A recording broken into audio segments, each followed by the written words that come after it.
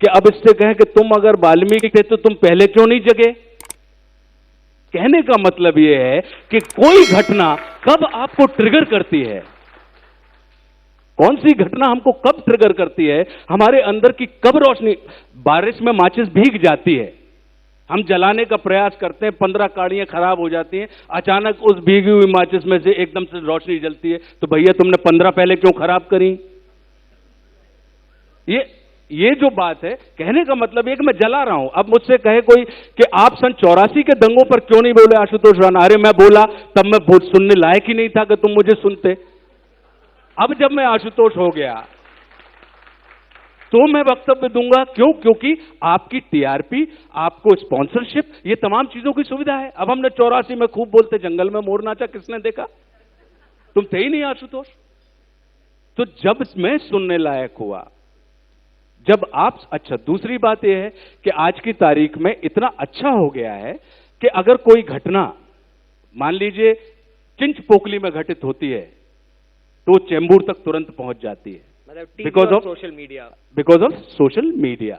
तो तात्पर्य यह है कि इसका यह मतलब नहीं है कि अगर अब मैंने मान लीजिए अपने, आप मुझसे मेरे पिताजी का नाम पूछेंगे, मैं बता दूंगा, दादाजी का बता दूंगा, परदादा का बता दूंगा, लेकिन उसके पहले का नहीं बता पाऊंगा।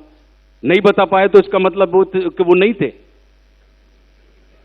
वो नहीं थे। नहीं, मैंने तो देखा नहीं, मैं तो जानता नहीं साहब उनको। अरे जब तुम, मेरा होना ही उनके होने का प्रमाण है कि वो थे साहब, उनकी जानकारी मुझे नहीं है, लेकिन रहे तो होंगे ना। मतलब जब जागो तभी सवेरा, जब जागो तब सवेरा। भाई साहब, हमारा देश बड़ा अच्छा देश है, इसमें कहीं किसी के लिए अवरोध, विरोध, आपत्ति, विपत्ति, इन तमाम चीजों को हम सरे आम स्वीकारते हैं। लेकिन हमारा यह मानना है कि कहीं ना कहीं असहमति को असहमति का ही दर्जा दिया जाए, उसे विरोध का रुतबा देकर कहीं एक अच्छे मित्र को हम अमित्र के रूप में ना परिवर्तित करें, क्योंकि असहमति मित्रों के बीच होती है और विरोध शत्रुओं के प्रति होता है। तो मित्र को शत्रु में अगर परिवर्तित करना है तो उसकी असहमति को विरोध कह दीजिए। ये बहुत बड़ी बात की आपने कि विरोध दोनों तरफ से अगर हो भी रहा है तो सम्मान दोनों पक्षों का होना चाहिए। निश्चित रूप से मैंने कहा कि असहमति सम्मान दोनों पक्षों का होना चाहिए, निश्चित रूप से, क्योंकि सह अस्तित्व की बात है गौरव, ये हमारे आपके बिल्कुल। और संगतजद्वम, यही हम कहते हैं, संवादद्वम। असहिष्णुता, इंटॉलरेंस बढ़ गई है। टीवी पर अगर आप खोलें, अखबार पढ़ें तो इंटॉलरेंस पर डिबेट हो रही है, बढ़ गई है। यह कहा जा रहा है कि कुछ खाने को लेकर एक कत्ल हो गया, किसी के संगीत को लेकर, कॉन्सर्ट हो ना हो उसको लेकर बैन हो गया, बवाल हो गया। लेकिन क्या ये हाल फिलहाल में हुआ है? ये प्रश्न है, जवाब मैं आपसे जानना चाहता हूं, क्योंकि बॉलीवुड भी बट गया था इस मुद्दे पर, और एक तरह से देखा जाए तो हमारा देश काफी बट सा गया था। असहिष्णुता बढ़ी है क्या? गौरव, ये सवाल और ये चर्चा बहुत गंभीर है और ये बड़े आदर का विषय है कि आज तक इस विषय के ऊपर निरंतर चर्चा कर रहा है। नहीं तो अक्सर हम ऐसी समस्याओं के जवाब 140 शब्दों में चाहते हैं या 30 सेकंड के टाइम स्पेन में चाहते हैं। तो 140 शब्दों में हम किसी चीज की हेडलाइन तो क्रिएट कर सकते हैं, लेकिन किसी समस्या के समाधान के ऊपर हम और आप कहीं प्रयास नहीं कर सकते।